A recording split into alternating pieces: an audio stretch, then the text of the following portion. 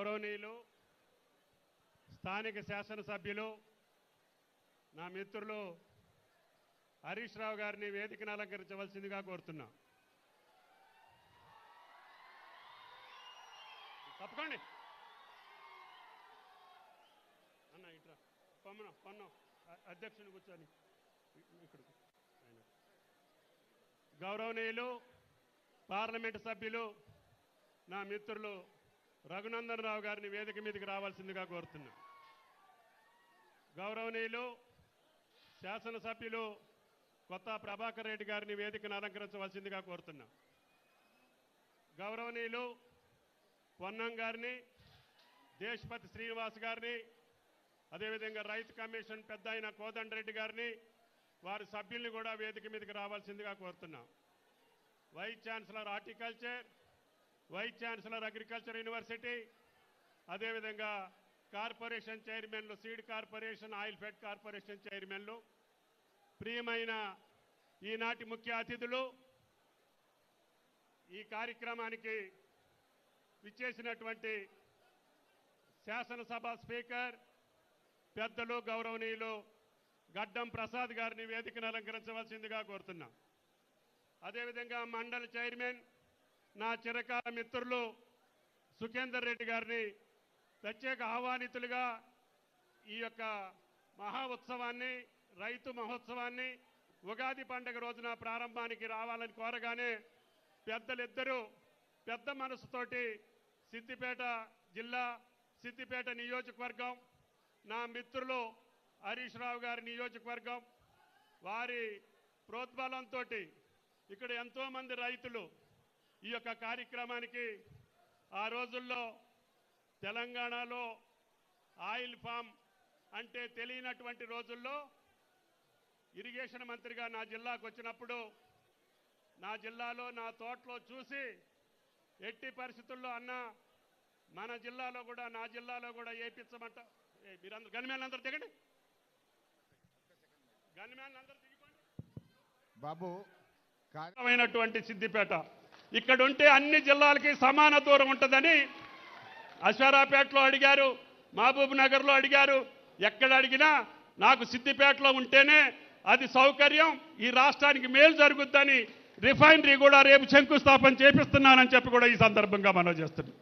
కాబట్టి దయచేసి ఇది పార్టీల కోసమో లేకపోతే వ్యక్తుల కోసమో చేసే పని కాదు.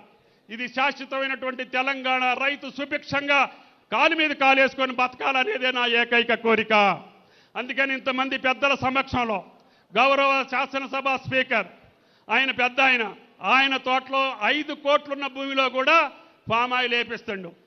అదేవిధంగా మా మండలి చైర్మన్ సుఖేందర్ రెడ్డి గారు, ఆయన మొదటి నుంచి మామిడి తోటలు వేసిండు, ఎంత లాభం వచ్చిందో లేదో కానీ ఇప్పుడు నా ఫామ్ ఆయిల్కి వచ్చిండు. ఆ రకంగా అందరం కూడా ప్రతి ఒక్కళ్ళం రైతుకు లాభం జరిగేది మనం వాళ్ళకి మోటివేట్ చేసి, వాళ్ళని ధైర్యం చేసి, వాళ్ళకి భరోసానిచ్చి, ప్రభుత్వంలో ఉన్న అందరం కూడా ఒకప్పుడు ఒకళ్ళు ఉండొచ్చు, ఒకప్పుడు ఒకళ్ళు ఉండొచ్చు, ఎవళ్ళు ఉండా మన కేంద్ర బిందువు రైతు. కాబట్టి దయచేసి సాధించుకున్నటువంటి తెలంగాణ రైతాంగం యొక్క మోములో చిరునవ్వు కోసమే ఈ ప్రయత్నం చేశాను. అందుకని మీరందరూ ఇంత పెద్ద ఎత్తున ప్రారంభోత్సవానికి పండగ అయినా సరే, ఉగాది పండుగ అయినా మీరందరూ ఈ కార్యక్రమానికి ఇచ్చేశారు. రేపు ఎల్లుండి 3వ రోజున కూడా ఈ యొక్క స్టాల్స్ అన్ని ఎగ్జిబిషన్ పెట్టాం. రైతులకు కావాల్సినటువంటి విత్తనాలు కావచ్చు, పనిముట్లు కావచ్చు, పశు సంపద కావచ్చు, ఏ సందేహాలు ఉన్నా కూడా ఈ హాల్లో రోజు సైంటిస్టులు, అదేవిధంగా ఆదర్శ రైతులు, లేకపోతే మీకు ఏ సందేహం ఉన్నా మీరు మాట్లాడవచ్చు, వాళ్ళు సమాధానం కూడా చెప్తారు. 3 రోజులు ఈ సెషన్స్ నడుస్తాయి ఇక్కడ.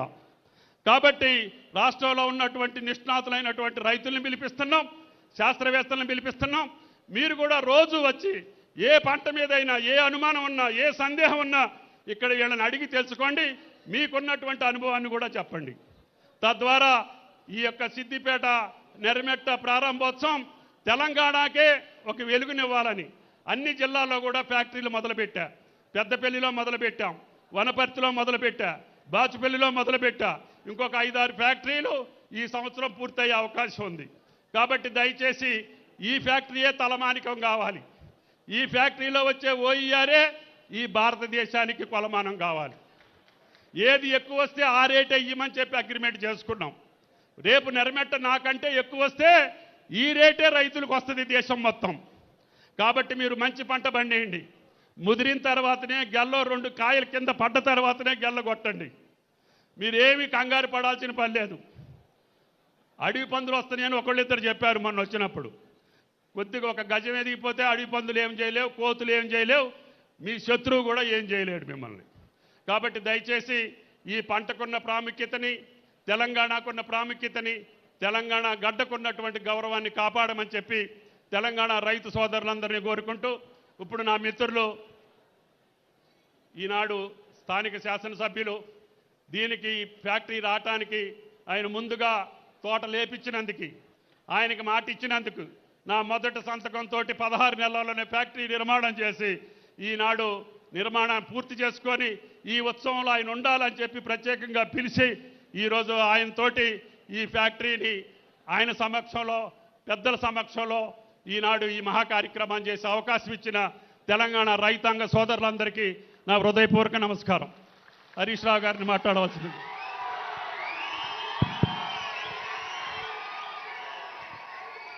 గౌరవనీయులు రాష్ట్ర వ్యవసాయ శాఖ మంత్రివర్యులు, నాకు ఆత్మీయులు పెద్దలు తుమ్మల నాగేశ్వరరావు గారికి, మన శాసన మండలి చైర్మన్ గౌరవనీయులు పెద్దలు గుత్తా సుఖేందర్ రెడ్డి గారికి, తెలంగాణ రాష్ట్ర 2వ శాసన సభాపతి గౌరవనీయులు పెద్దలు గడ్డం ప్రసాద్ కుమార్ గారికి, మన జిల్లా మంత్రివర్యులు గౌరవనీయులు మిత్రులు పొన్నం ప్రభాకర్ గారికి, గౌరవ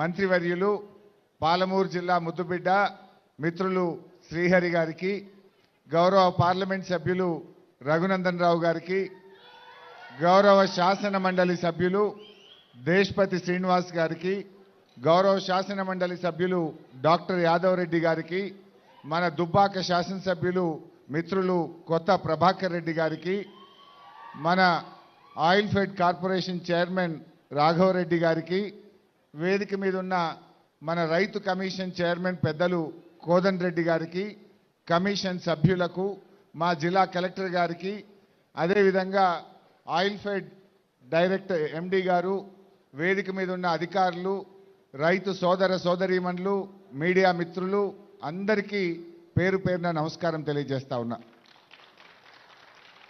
నిజంగా పెద్దలు తుమ్మల నాగేశ్వరరావు గారు చెప్పినట్టు ఈ ప్రాంతంలో ఆయిల్ పామ్ రావడానికి వారే నాకు స్ఫూర్తి అని చెప్పి కూడా నేను సభాముఖంగా తెలియజేస్తా ఉన్నా.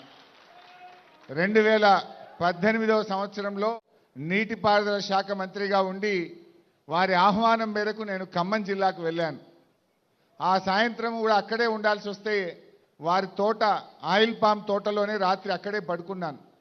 పొద్దున్నే 6 గంటలకు లేచి వారితో పాటు తోటంతా తిరిగి అన్ని విషయాలు చూస్తే చాలా సంతోషం అనిపించింది. అసలు రైతులు ఇంత ఆదాయం కలిగిన పంట మా ప్రాంతంలో ఎందుకు పండడం లేదు సిద్దిపేటలో అని చెప్పి చాలా విషయాలు తెలుసుకునే ప్రయత్నం చేశాను. ఊరంతా తిరిగితే మంచి బంగ్లాలు, ఇంటి ముందు కారు, మంచి గేటెడ్ కమ్యూనిటీ లాగా ఊర్లో ఒక పల్లెటూరులో అద్భుతమైనటువంటి భవనాలు చూసిన తర్వాత అరే మా రైతాంగానికి ఇలాంటి పంట ఎందుకు రావద్దు, మా ప్రాంతంలో మా రైతుల బతుకులు ఎందుకు మారద్దు అని నాకు అక్కడ స్ఫూర్తి కలిగింది. సో ఆ 2018లో నేను హైదరాబాద్కి వచ్చి అప్పుడున్నటువంటి హార్టికల్చర్ కమిషనర్తో మాట్లాడి ఢిల్లీలో Indian institute of oil palm research అనేటువంటి ఆర్గనైజేషన్కు సిద్దిపేట ప్రాంతము, మెదక్, సంగారెడ్డి ఈ ప్రాంతంలో ఆయిల్ పామ్ పెట్టడానికి మీ శాస్త్రవేత్తలు పంపండి, మా ఏరియా సూట్ అవుద్దా కాదా అని చెప్పి లెటర్ రాయించాం. 2018లో Indian institute of oil palm research సైంటిస్టులు ఈ ప్రాంతానికి వచ్చి తిరిగి ఇక్కడ ఆయిల్ పామ్ పెడితే పంట బండదు, రాదు అని చెప్పి వెళ్ళిపోయారు. ఏంటి ఎందుకు అంటే గాలిలో తేమ శాతం లేదు. గాలిలో తేమ ఉంటేనే ఆయిల్ పామ్ పండుతుంది. సత్తుపల్లి, ఖమ్మం జిల్లా, కొత్తగూడెం జిల్లా సముద్రానికి 150 కిలోమీటర్ల దూరంలో ఉంది కనుక అక్కడ గాలిలో తేమ శాతం ఉండి అద్భుతమైన పంట పండుతుంది, ఈ ప్రాంతంలో అవకాశం లేదు అన్నారు. తర్వాత కాళేశ్వరం ప్రాజెక్టు పూర్తయి అనంతగిరి, రంగనాయక సాగర్, మల్లన్న సాగర్, కొండపోచమ్మ సాగర్, పైన గౌరవెల్లి ఈ ప్రాజెక్టులన్నీ పూర్తయి చెరువులు నింపుకున్న తర్వాత ఇక్కడ కూడా గాలిలో తేమ శాతం పెరిగింది. అప్పుడు మళ్ళీ 2021లో Indian institute of oil palm research సైంటిస్టులను పిలిస్తే మీ ప్రాంతంలో ఇప్పుడు గాలిలో తేమ శాతం పెరిగింది, వాగుల్లో చెక్ డ్యాములు కట్టారు, చెరువులు నింపారు, పెద్ద పెద్ద రిజర్వాయర్లు వచ్చినాయి, ఇప్పుడు ఆయిల్ పామ్కు సిద్దిపేట ప్రాంతం సూటబుల్ అని చెప్పి ఆ రోజు వాళ్ళు చెప్పారు. ఆనాటి ముఖ్యమంత్రి కేసీఆర్ గారితో మాట్లాడి 2021 జనవరిలో జరిగిన కేబినెట్ మీటింగ్లో ఈ సిద్దిపేట ప్రాంతాన్ని ఆయిల్ పామ్ ఈ ఆయిల్ ఫెడ్ కార్పొరేషన్కు అలాట్ చేస్తూ కేబినెట్లో నిర్ణయం 2021 మార్చిలో జీవో ఇవ్వడం జరిగింది. 2021 మార్చిలో ఆయిల్ ఫెడ్కు ఈ ప్రాంతాన్ని కేటాయిస్తూ జీవో ఇచ్చారు. మరి మొక్కలు పెట్టాలి కదా, ఫ్యాక్టరీ వచ్చినా సరుకు ఉండాలి, గెలలు ఉండాలి. అంటే గెల రావడానికి 3 ఏళ్ళు పడుతుంది. మరి ఆయిల్ పామ్ తోటలు ఉంటే ఫ్యాక్టరీ వస్తుంది తప్ప తోటలు లేకుండా ఫ్యాక్టరీ రాదు. ఈ ప్రాంతంలో నర్సరీ లేదు. అప్పుడు పెద్దలు తుమ్మల నాగేశ్వరరావు గారితో మాట్లాడి అక్కడ అశ్వరావుపేట, సత్తుపల్లి నర్సరీల నుంచి మొక్కలు తెచ్చి 2021 జూన్ 5వ తారీఖు ఇదే నంగనూరు మండలం రామచంద్రాపూర్ గ్రామంలో కమలాదేవి అనే రైతు పొలంలో వెళ్ళి మొదటి మొక్క నేను నాటాను. రెండవ మొక్క ఆ పక్కనే రామచంద్రాపురం గ్రామంలో ఎల్లారెడ్డి అనే రైతు గారి పొలంలో రెండవ మొక్క నాటాను. అలా రైతులతో రెగ్యులర్గా కాన్ఫరెన్స్ కాల్ పెట్టి మీటింగులు పెట్టి ప్రోత్సహించి 12,000 ఎకరాలు ఆ రోజు బీఆర్ఎస్ ప్రభుత్వ హయాంలో ఈ ప్రాంతంలో మొక్కలు నాటాం. అదే క్రమంలో మరి ఫ్యాక్టరీ కట్టడానికి ఆ రోజు 300 కోట్ల రూపాయలతోని ఆనాటి కేబినెట్ ఆయిల్ ఫెడ్ కార్పొరేషన్ అనుమతిస్తూ నిర్ణయం తీసుకున్నది. 300 కోట్లతో ఇక్కడ అధునాతన టెక్నాలజీ, మలేషియన్ టెక్నాలజీతో కట్టాలని, ఇక్కడే విద్యుత్ ఉత్పత్తి జరగాలని, ప్రతి పొల్యూషన్ ఫ్రీ జీరో లిక్విడ్ డిశ్చార్జ్తో ఈ ప్లాంట్ కట్టాలని, అదేవిధంగా రిఫైనరీ కూడా కట్టాలని ఆ రోజు నిర్ణయం తీసుకోవడం జరిగింది. మరి ఆ రోజుల్లోనే ఆనాటి వ్యవసాయ మంత్రి నిరంజన్ రెడ్డి గారి చేతుల మీదుగా ఈ ఫ్యాక్టరీకి శంకుస్థాపన చేసినాం, టెండర్లు పిలిచాం. టీజీఐఐసి ద్వారా 2022 సంవత్సరంలో ఈ భూమిని కూడా కేటాయించి ఈ ప్రాంతంలో ఈ ఫ్యాక్టరీ రావడానికి కృషి చేశాం. అయితే ఇక్కడ గౌరవ స్పీకర్ గారు, చైర్మన్ గారు వస్తూ మా అడ్లూరు లక్ష్మణన్న గారు, శ్రీహరన్న గారు, లక్ష్మణన్న గారికి వచ్చిండే, ఆయన కూడా మంత్రి కదా, నీ మిత్రుడే. మా శ్రీహరన్న గారు రాంగ చూసి ఉంటారు. రాంగ చూస్తూ కాళేశ్వరం కాలువ నీళ్లు బారుతున్నాయి. ఎడమవైపు పచ్చటి పొలాలు, కుడివైపు పచ్చటి పొలాలు. మీ రోడ్డు మీద వస్తుంటే రోడ్డు కింద పారుతున్న కాళేశ్వరం కాలువలను దాటుకుంటూ వచ్చారు మీరు. ఇవాళ ఈ ప్రాంతంలో ఈ ఫ్యాక్టరీకి ఇప్పుడు ఈ నిమిషంలో LSM 9 ద్వారా ఇక్కడ పెద్ద పాండ్ కట్టాం.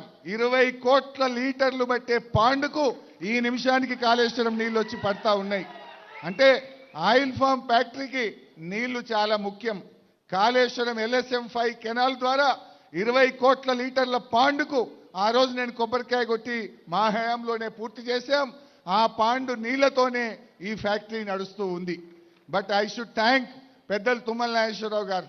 హృదయపూర్వకంగా వారికి నేను ధన్యవాదాలు తెలుపుతా ఉన్నా. రాజకీయాలకు అతీతంగా వారు రైతు శ్రేయోభిలాషి. తుమ్మల గారు రైతు శ్రేయోభిలాషి, ముఖ్యంగా ఆయిల్ పామ్ రైతుల శ్రేయోభిలాషి. ఆయన గారు ఎక్కడ కూడా ప్రభుత్వం మారినా ఫ్యాక్టరీ పనులు ఆపాలనే ఉద్దేశంలో లేకుండా వేగవంతంగా ఫ్యాక్టరీ పూర్తి చేయడానికి వారు